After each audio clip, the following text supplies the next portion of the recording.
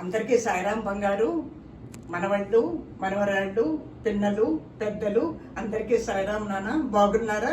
తెలుగు బాగా నేర్చుకుంటున్నారా? Welcome to Telugu channel of Sarojini Devi. Share చేస్తున్నారా? లైక్ చేస్తున్నారా? మీరు సబ్స్క్రైబ్ చేస్తున్నారా నాన్న? మీ ఫ్రెండ్స్కి కూడా చెప్తున్నారా? గుణింతాల యొక్క విశేషం గురించి చక్కగా నేర్చుకుంటున్నారు అనుకుంటున్నాను. మీకు గుణింతం స్టార్ట్ చేయబోయే ముందు చిన్న పద్యసూక్తి చెప్తాను నాన్న. చీమ తెలుసు కదా బంగారు మీకు. చీమలు ఎక్కడైనా ఒక్క చీమ ఆహారం దినంగా మీరు చూసారా? చూడలేదు. ఈ పద్యసూక్తులు నేను చెప్తాను నేనండి నాన్న. చీమ స్వార్థంబు కలిగిన జీవి కాదు, పెక్కు చీమలు గుమిగూడి మెక్కుచుండు, దాని ఉన్నట్టి బుద్ధి ఈ మానవులకు కలుగదేటికి చిత్రమే ఈ కలియుగమున. చూసారా బంగారు? చీమ ఎప్పుడు కూడా యూనిటీతో ఉంటుంది, ఐకమత్యంగా ఉంటుంది. తనకు దొరికిన ఆహారాన్ని తన ఫ్రెండ్స్ అంతా పిలుకొచ్చి షేర్ చేస్తుంది. కానీ మీరు స్కూల్కి స్నాక్స్ తీసుకెళ్తే మీరే తింటారు, మీ ఫ్రెండ్స్కి షేర్ చేయరు. కొంతమంది విషయం నేను చెప్పేది, తెచ్చుకోని పూర్ పీపుల్ ఉంటారు నాన్న, వాళ్ళకి కూడా షేర్ చేస్తే భగవంతుడు ఎంతో సంతోషిస్తాడమ్మా. Service to humanity, service to డ్యూరిటీ. మానవత్వానికి సేవ చేస్తే మనం దైవత్వానికి సేవ చేసినట్టేనా? ఓకేనా? ఇప్పుడు మనం గుణింతానికి వస్తామమ్మా. అంటే ఇప్పుడు ఏంటంటే చీమ గురించి ఎందుకు చెప్పానంటే ఐకమత్యం అనేది ఉండాలన్నమాట, షేరింగ్ అనేది ఉండాలి. ఎందుకనంటే దానికి ఉన్న బుద్ధి కూడా ఈ మానవులకు లేదేనని చెప్పని ఆశ్చర్యపోతున్నారనమాట మన పెద్దలు. అర్థమైందా నాన్న? కాబట్టి మనం ఏం చేయాలి? ఐకమత్యంతో ఉండాలి. యూనిటీ, ప్యూరిటీ, డివినిటీ అనేది మన లైఫ్లో ఎప్పుడు కూడా మనం మెయింటైన్ చేస్తూ ఉండాలమ్మా. ఇప్పుడు గుణింతానికి వద్దామా నాన్న? అందరూ పలకలు, బలపాలు, నోటు బుక్కులు, పెన్సిళ్ళు, లెటర్ ప్యాడ్స్ ఏముంటే అవి తీసుకొచ్చుకొని కూర్చోండి. పిల్లలు పెద్దలు కూడా వచ్చి కూర్చోండి. నేను చెప్పే గుణింత అనే దిక్కులు చూడకుండా చక్కగా నేర్చుకోండి, వినండి, డ్రిల్లింగ్ చేయండి నాన్న. మాకు దీర్ఘమిస్తే మా గుడిస్తే మీ, మా గుడి దీర్ఘమిస్తే మీ, మా కొమ్మిస్తేము, మా కొమ్ము దీర్ఘమిస్తేము, మాకు వృత్తం ఇస్తే మృ, మాకు వృత్తం దీర్ఘమిస్తే మృ, మాకేత్వం ఇస్తే మే, మాకేత్వం దీర్ఘమిస్తే మే, మాకైత్వం ఇస్తే మై, మాకోత్వం ఇస్తే మో, మాకోత్వం దీర్ఘమిస్తే మో, మాకౌత్వం ఇస్తే బౌ, మాకు సున్నా పెడితే మమ్, మాకు 2 సున్నాలు పెడితే మహా. 1 టైం అయిపోయిందానా? ఇప్పుడు సెకండ్ టైము డ్రిల్లింగ్ చేస్తాము. థర్డ్ ఎప్పుడు కూడా నేను 3 టైమ్స్ చెప్తున్నాను. మీరు ఇప్పుడు సెకండ్ టైం నాతోటి కూడా డ్రిల్లింగ్ చేస్తూ ఉండండి, చూస్తూ ఉండండి, దిక్కులు చూడొద్దు.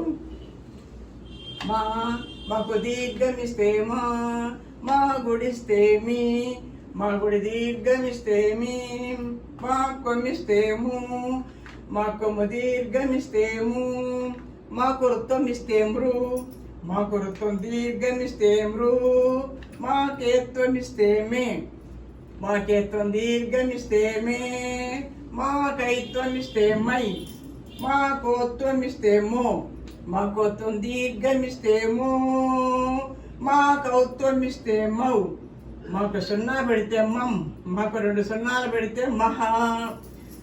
సో సెకండ్ టైం కూడా అయిపోయింది.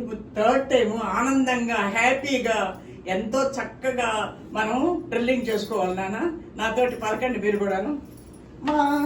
మాకు దీర్ఘమిస్తే మా గుడిస్తే మీ, మా గుడి దీర్ఘమిస్తేమి, మా కొమ్మిస్తేము, మా కొమ్ము దీర్ఘమిస్తేము, మాకు వృత్తం ఇస్తే మృ, మాకు వృత్తం దీర్ఘమిస్తే మృ, మాకేత్వం ఇస్తే మే, మాకేత్వం దీర్ఘమిస్తే మే, మాకైత్వం ఇస్తే మై, మాకోత్వం ఇస్తే మో, మాకోత్వం దీర్ఘమిస్తే మో, మాకౌత్వం ఇస్తే మౌ, మాకు సున్నా పెడితే మమ్, మాకు 2 సున్నాలు పెడితే మహా.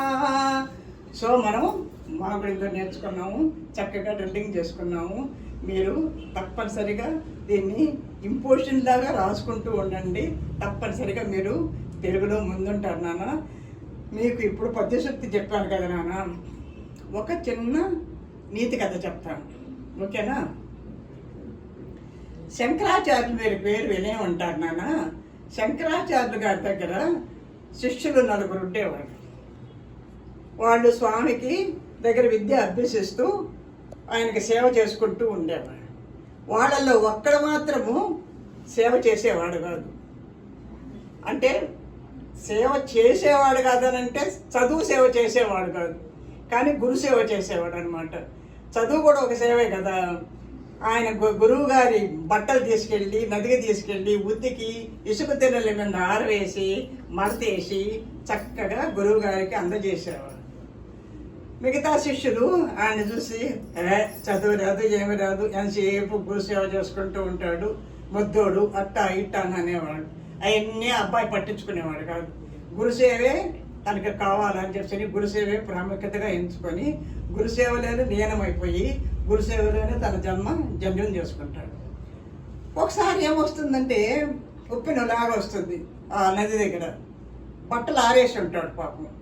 ఈ బట్టలు ఏమవుతాయినా అంటే నీళ్ళల్లో కొట్టుకొని పోతా ఉంటాయి. అప్పుడు ఈయనకి బాధపడి అయ్యో అయ్యో అయ్యో గురువు గారి బట్టలు నీళ్ళల్లో పోతున్నాయి అంట ఒక్క కడుగు నీళ్ళల్లో వేసుకుంటూ వచ్చేస్తాడు. అంటే నా నీళ్ళల్లో మునగడు. ఎక్కడైతే అడుగేస్తాడో అక్కడ ఒక లోటస్ వస్తుంది. లోటస్ అంటే తెలుగులో పద్మం అంటారు అనమాట. ఎక్కడ అడుగు మోపుతాడో అక్కడ పద్మం వస్తుంది అనమాట. బట్టలన్నీ తీసుకొచ్చి మళ్ళీ మడత పెట్టి గురువు గారికి ఇస్తారు. ఇది శిష్యులు చూస్తారు, వింత అయిపోతుంది. ఏంటి ఈ అబ్బాయి చదువు రాదు ఏమీ రాదు, నీళ్ళల్లో తిరిగితే పద్మమా? అయ్యో బాబో అని గురువు గారికి పోయి చెప్తారు. గురువుగారు ఇవాళ మీ శిష్యుడు బట్టలు ఆరేసాడు, ఉప్పిల్లాగా నీళ్ళు వచ్చేసాయి, వస్తే నీళ్ళల్లో కొట్టుకుంటా పోతుంటే బట్టలు తను గురువుగారి బట్టలు పోతున్నాయని గురువుగారి మీద ధ్యాసతోటే అడుగులు వేసుకుంటూ పోతున్నాడు గురువుగారు. మేము కళ్ళారా చూసాము గురువుగారు. ఒక్కొక్క పాదం కింద ఒక్కొక్క పద్మం వస్తుంది నీళ్ళలో మునగకుండా. అది బట్టలన్నీ తీసుకొచ్చి మడతలేసి గురువు గారికి ఇచ్చి ఆయన ఆశీర్వాదం తీసుకుంటారు. అప్పుడు ఈ కథకి ఏం పేరు పెట్టవచ్చునో తెలుసా మీకు నాన్న? గురువు గారు ఏం పేరు పెట్టారు తెలుసా? ఈ కథ పేరు పద్మపాదుడు. ఏం పేరు నాన్న? పద్మపాదుడు. అప్పటి నుంచి ఆ అబ్బాయికి చదువులన్నీ వచ్చేసాయి. గురుసేవలోని దాని జ్ఞానాలన్నీ, వేదాలు అన్నీ, భారతము భాగవతం అన్నీ నేర్చేసుకున్నాడు అనమాట. అంటే గురుసేవ చేస్తే గురు బ్రహ్మ గురుర్ విష్ణు గురుదేవో మహేశ్వర గురు సాక్షాత్ పరబ్రహ్మ తస్మై శ్రీ గురవే నమః. గురువులోనే బ్రహ్మ విష్ణు మహేశ్వరులు అందరూ ఉన్నారు కాబట్టి గురుసేవ చేస్తే మనం సాధించలేనిది ఏమీ లేదు. అందుకని ఆచరించి చెప్పేవాడే ఆచార్యుడు అంటారు. ఆచార్య దేవోభవనని ఆచార్యుడి సేవే ఆయన ప్రథమాంశంగా తీసుకొని ఆయన జీవితాన్ని ధన్యం చేసుకున్నాడు నాన్న. ఉంటానమ్మా. ఈ కథతో నీతి ఏంటో మీరు నెక్స్ట్ ఎపిసోడ్లో చెప్పాలమ్మా. ఇప్పుడు మీకు ఈ కథ యొక్క సారాంశాన్ని మీరు వీలైతే పద్మపాదుడు ఏం చేసేవాడు అవి కూడా కామెంట్లో పెట్టండి. తర్వాత క్విజ్ పెడుతున్నాను, క్విజ్కి జవాబులు రావడం లేదు నాన్న, అందుకని ఇప్పుడు క్విజ్ కూడా నేను పెట్టడం లేదు. వీలైతే చీమ యొక్క గుణాలు కూడా మీరు కామెంట్లో పెట్టండి. మీ అందరికీ కూడా భగవంతుని ఆశీర్వాదం ఉండాలని, మీరు చక్కగా చదువుకోవాలని, చదువుకొని పైకి రావాలని, మంచి పేరు తెచ్చుకోవాలని ఆ భగవంతుని నేను మనసా వాచా కర్మణ కోరుతున్నాను. మీ అందరికీ నా ఆశీర్వాదాలు. సాయిరాం.